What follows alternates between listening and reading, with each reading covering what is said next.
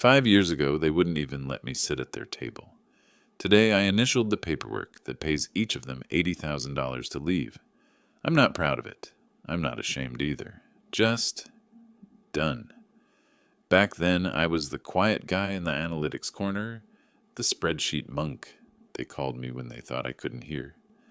I joined the company when it was still young, full of mismatched furniture and caffeine optimism.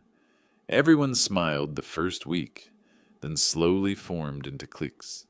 Product, marketing, engineering, and then there was me, data, a one-man department. They had inside jokes about Slack emojis and karaoke nights I was never invited to.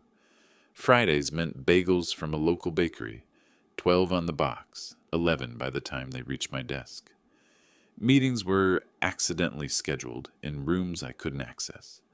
My code commits appeared under my name, but the release notes, every single one, credited someone else. I tried to fit in. God, I tried. I brought donuts once. They disappeared before anyone said thanks. I sent a meme in the team channel. It got one reaction, a pity thumbs up from an intern. At first, I thought it was just me being too serious, too quiet. I'm not the small talk type. I grew up fixing my dad's old Dell while he coughed in the next room. Learned early that survival means knowing your stuff better than anyone. So I focused on my work. Every night I stayed late, documenting everything. Data schemas, audit trails, service logs. Not because anyone asked, no one did, but because I needed proof. Proof that I wasn't the ghost they made me out to be. I wrote scripts that logged every system change with timestamps and signatures. I mirrored client reports and stored them offline. It was meticulous, obsessive even, but it was mine. When you have no allies, documentation becomes armor. The irony? I wasn't even bitter yet. I still believed they'd see my effort eventually. I thought hard work was loud enough. One Thursday, I caught the glimpse that changed that. I had spent 2 nights patching a reporting bug that risked a 6-figure client contract. It wasn't glamorous work, just tracing a mismatched data key, but it saved the account. The following Monday, the product manager announced in the company-wide Slack, "Huge thanks to our engineering team for the quick fix." He tagged everyone except me. No mention, no emoji, nothing. That afternoon, I sent him a message. Polite, short. "Hey, just wanted to confirm the data issue is stable now. I've archived the patch notes." He replied, "Awesome, man. Appreciate your help. You're the invisible MVP." Invisible. That word stuck like a nail in wood.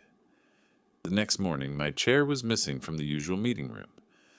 "Oh, sorry, thought you were remote today," someone said. I wasn't. I sat on a folding chair near the wall while they debated analytics decisions I'd built from scratch. They spoke around me, like I was a static sound. I stopped trying after that. No smiles, no donuts, just silence and my work. By year 2, their neglect had turned into a rhythm. They built group chats without me. They laughed louder when I walked by. They copied my dashboards for executive demos and changed the author field. I told myself I didn't care. I paid my rent. My father's medical bills were steady. Nights were for my certification courses, compliance, audit, data governance. I didn't drink after work. I read ISO frameworks like bedtime stories. I was preparing for something, though I didn't know what yet. Then came the night. A major outage. One of those, oh God, everything's down moments. Slack exploded with panic. I jumped in, found the issue in 5 minutes flat. 2 senior engineers had bypassed review to push an untested script. I fixed it, restored service, and posted the incident log. By morning, the director wanted to talk. Apparently, someone had told him I was the one who broke it. I remember sitting in that glass conference room, rain streaking down the windows, while he frowned at me like I was a defective tool. "Your work needs more oversight, Chris. We can't afford surprises." I showed him the logs, timestamps, commit IDs, authorship trails, proof that I hadn't touched the live environment. He barely glanced. "Let's just move on," he said. "Be a team player." That's when something inside me hardened. It wasn't anger. It was precision. I realized there was no point arguing in words. My defense would be written in metadata, immutable and time-stamped. So I started building my fortress. Every email, every chat summary, every approval went into a private, encrypted archive. I stopped deleting drafts. I stopped trusting verbal agreements. Month after month, I recorded everything, quietly, cleanly, legally, and in those records, a story was forming. A story not about me, but about them. Their shortcuts, their cover-ups, their fake metrics. Year 4, I overheard them whispering about massaging retention numbers before a board report. Year 5, an email from legal landed in my inbox. Document preservation notice. Potential due diligence request. Do not delete any files. That's when I knew something big was coming, and for the first time in 5 years, I smiled. Not out of spite, out of readiness. Because while they were busy excluding me from their tables, I'd been building the table itself, one log file at a time. When the acquisition rumors started, they laughed like it was a joke. Private equity? Yeah, right. We're too small, one of them said over the open floor hum. But within a month, the jokes stopped. Suddenly, we were on weekly alignment calls with strangers in suits who asked for things like vendor contracts, cost center reports, and data lineage maps. And guess who had all of that? Neatly versioned, labeled, and verifiable. Yeah, the invisible guy. But before that quiet satisfaction, there were still years of decay. Slow, humiliating, surgical. After that outage scapegoat stunt, they didn't just exclude me, they isolated me. My desk got relocated near the printer because we need to make space for a new pod. That pod was 4 desks, all of them taken by people who used to eat lunch next to me. The irony wasn't lost on anyone. They'd talk about weekend plans loud enough for me to hear, then lower their voices and glance over. They made a group chat called Banter HQ, one I learned about when I accidentally received a misplaced GIF meant for someone else. It was a meme of a gray office chair with my name photoshopped on it, captioned Ghost Employee of the Month. I laughed when I saw it, out loud, because the alternative was worse. Then came the performance review season. My manager, let's call him Todd, sat me down, gave a sigh that felt rehearsed, and said, "Chris, we value your technical depth, but we've had some feedback about your cultural alignment." I asked what that meant. He looked at his laptop like the answer was written somewhere else. "You're perceived as distant, hard to collaborate with." Distant, hard to collaborate with. Right, from people who literally forgot to invite me to their meetings. That year I got a meets expectations, the corporate kiss of death. No raise, no promotion. Meanwhile, the guy who'd pushed the bad script during the outage, he got exceeds expectations. My dad had another health scare that month.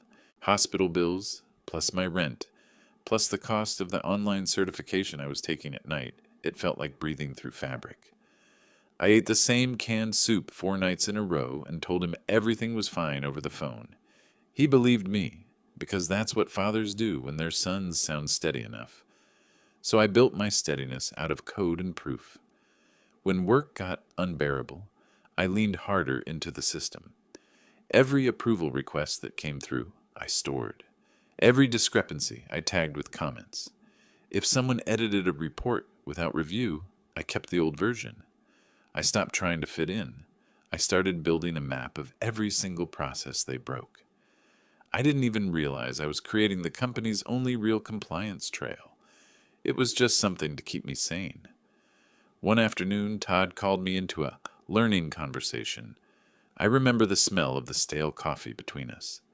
"Hey man," he said, "don't take this the wrong way, but you're making people nervous." "Nervous how?" "You document everything." I stared at him. "It's literally my job to document data flows."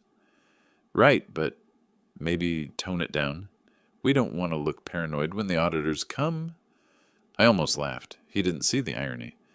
That same month, they started using my reports in executive briefings. I only found out because an intern accidentally sent me the deck. Every chart, Every query, mine. My name was nowhere on it. I asked once about getting involved. Todd replied with a smile that didn't reach his eyes. Let's not complicate things. You're great where you are. Where I was, near the printer, invisible, but indispensable, though they didn't know it yet. Then came the whisper that changed everything. The COO announced that the company was being evaluated for potential acquisition. Suddenly the jokes stopped. The after-hours Slack chatter disappeared, and everyone who'd ignored me started forwarding requests my way. They needed historical logs. They needed transaction trails. They needed clean data for the diligence team. I should have said no.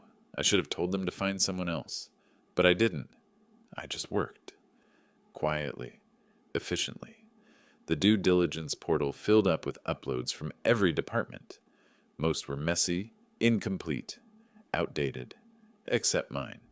I had 5 years of logs, version histories, and metadata, all traceable. One night, around midnight, I got a ping from someone in legal I'd never spoken to before. Hey Chris, your documentation quality is outstanding. Could you help us reconstruct the vendor relationships from 2018 onward? It was the first time in years someone from HQ used my name in a compliment. For the next 2 weeks, I lived inside spreadsheets, contracts, and code histories. I traced every vendor payment to its source, and that's when I saw it. A pattern. A handful of contracts renewed automatically every quarter. Same vendor. Same family name as one of the senior leads. No deliverables attached. Just recurring invoices labeled consulting. I flagged it discreetly in my report. Not as accusation, just a question. Please confirm deliverables for vendor X per SO. I didn't know that one email would echo all the way up the chain. The next morning, HR quietly removed the vendor's access credentials. By evening, whispers spread through the floor like static. The vendor was a relative of a senior staff member. The following week, a memo came down. Document preservation policy in effect. Cooperation with audit is mandatory. They didn't look me in the eyes anymore, not even Todd. Suddenly, every message from him started with, "Hey, buddy." He never called me that before. The paranoia had begun, but not mine. Theirs. And for the first time in 5 years, I wasn't the quietest person in the room, because now they were. When the acquisition officially closed, they called it a strategic merger. That's what people say when the rich buy the desperate. The new owners arrived like a weather front, quiet at first, then with thunder. They wore sharp suits, spoke in phrases like synergy optimization, and smiled the way people do when they're already calculating your replacement cost. Everyone panicked. Slack threads that used to be full of memes turned into silence and timestamps. Meetings got renamed to alignment syncs. Coffee breaks turned into interviews with yourself. What do I actually do here? Except for me, I didn't panic. I had everything. Day 1 of the audit, an email landed in my inbox. Chris, we understand you're the point of contact for data lineage and process compliance. Please report to the 10th floor war room at 9 a.m. I'd never been invited to the 10th floor before. When the elevator opened, I saw them. The new COO, 2 forensic accountants, and a man from legal whose tie probably cost more than my monthly rent. The air smelled like static and expensive carpet. "Morning," the COO said. "You're the documentation guy, right?" "Guess so," I replied. He nodded, half smiling. "You're about to be very popular." They projected dashboards on a massive screen. Vendors, transactions, change logs, access trails. My logs. I watched them scroll through my work like it was the Rosetta Stone. Every timestamp, every cross-reference, airtight. "Who built this?" one auditor asked. The COO pointed at me. "He did." "Alone?" I shrugged. People were busy. They didn't laugh, but they didn't need to. The COO leaned forward. "We've already identified irregularities. Vendor payments without deliverables, inflated engagement metrics, access control violations. We'll need your help connecting the dots." For 3 weeks, I lived in that war room. The team called me the archivist. I reconstructed 5 years of decisions, showing exactly who had approved what, when, and under whose credentials. The picture that formed was ugly. 2 senior leads had been falsifying performance dashboards before quarterly reviews. They'd used vanity metrics to justify bonuses and contractor extensions. A marketing director had approved her cousin's agency for strategic content consulting, billing $40K a quarter for recycled material. And Todd, my manager, had approved every one of them.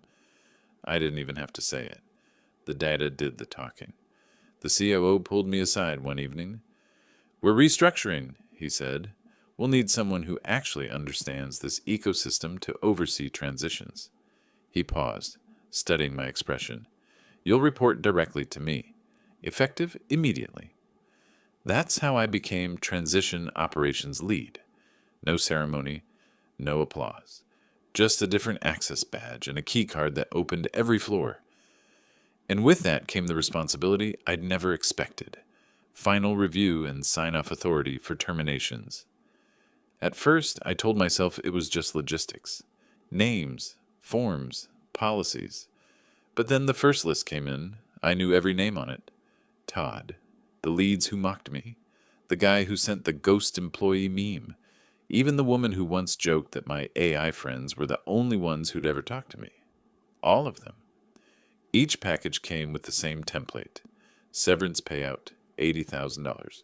Access termination, immediate. Acknowledgement required. Chris A. Transition Ops Lead.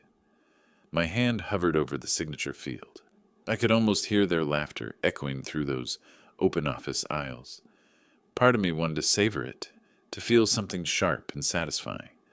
But when you've lived under quiet humiliation for half a decade, revenge doesn't explode. It exhales. Still, I hesitated. I wasn't here to settle scores. The new COO noticed. "You okay?" he asked. "Yeah," I said. "Just making sure everything's accurate." He smiled. "Accuracy is exactly why you're here." That night, I stayed late in the office. Everyone else had gone home. I walked through the empty hallways, past the pods that once laughed behind my back. Their desks were still messy, post-it notes curling at the edges, mugs half full of stale coffee. On one screen, I saw my own dashboard still open, my name erased, of course. I thought about my father, about those late nights when I'd tell him work was fine. He'd say, "Keep your head down, son. The world can't ignore consistency forever." I guess he was right. Before leaving, I made one more stop, the desk of our junior analyst, Mia. She was the only one who ever treated me like a person. Once she'd told me quietly, "They told me to exclude you from the meeting invite. I didn't want to." Her name was on the audit's review pending list, not because she did wrong, but because she worked under Todd. I opened the file, documented her cooperation in full detail, and marked, "Recommend retention. No evidence of misconduct." Then I printed it, signed it, and left it on the COO's desk. I didn't sleep that night. I didn't need to. By morning, everything would change. Because tomorrow, I wouldn't be the invisible one anymore. I'd be the one holding the pen. The conference room was too bright. Fluorescent light hummed against the glass walls, bouncing off the stack of sealed envelopes in front of me. Each one had a name I knew by heart. Todd's, Jenna's, Kyle's, the same people who used to talk over me in meetings, the ones who taught me what silence really feels like. The HR director sat across from me, expression neutral, a legal pad balanced on her knee. Next to her was the COO, sleeves rolled up, voice even, eyes sharp. "Ready?" he asked. I nodded. "Let's do it." The first meeting started at 9 a.m. sharp. Todd walked in first, still performing confidence like it was a talent. His smile twitched when he saw me at the table. "Morning, buddy," he said. That fake patronizing tone he always used when he needed something. The COO didn't smile. "Sit down, Todd." HR began reading the formal statement, all legal cadence and corporate euphemism. "Following the findings of our post-acquisition audit, the company has decided to terminate your employment, effective immediately." Todd blinked, half smiling like it was a prank. "This is a mistake," he said quickly. I've been with the company since the COO cut him off. We're aware. The decision stands. He turned toward me, desperate now. Chris, tell them. You know this isn't... I slid a document across the table. Vendor payments, approval chains, timestamps. He stared at the paper, color draining from his face. You kept all this? I kept everything, I said. He swallowed hard. So this is revenge? I shook my head. No, Todd. This is compliance. He didn't argue after that. Just sat in silence while HR handed him the envelope. When he left, his footsteps sounded smaller than I remembered. The next few hours were the same rhythm, over and over. Accusation, denial, documentation, silence. One tried to play victim, another tried to charm, one even cried. But the evidence spoke louder than I ever could. By noon, the stack of envelopes was gone. The COO leaned back in his chair, exhaled. You handled that with restraint, he said. I had practice, I replied. We shook hands, firm, professional, final. He nodded toward my screen. Keep the retention case open for Mia. Good call. When the door closed behind him, the quiet hit different. Not the kind of silence I used to drown in. This one was clean. Earned. I walked the halls slowly, like touring a museum of ghosts. Desks half-packed, monitors still glowing faintly. I stopped by mine, the same corner spot by the printer where they'd exiled me years ago. The chair was still scuffed from when someone wrote, reserved for Data, Goblin, on a sticky note and left it there for a week. I peeled it off that day without a word. Now I smiled at the memory, not out of joy, but out of disbelief that it ever mattered. Before leaving, I opened my laptop one last time. In the company-wide Slack, I typed a short message.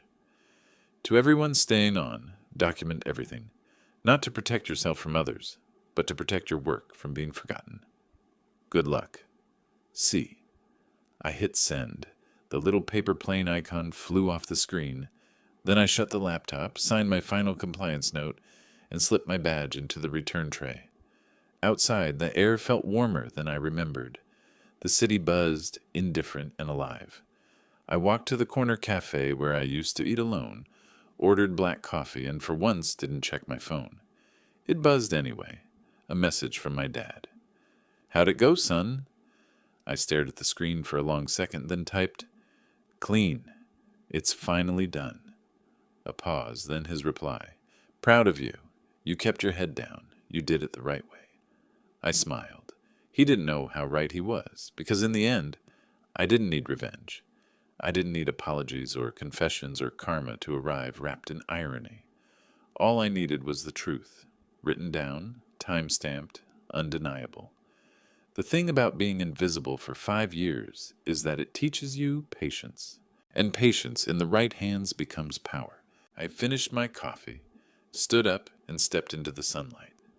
No anger, no triumph, just quiet. The kind of quiet I'd been waiting for all along.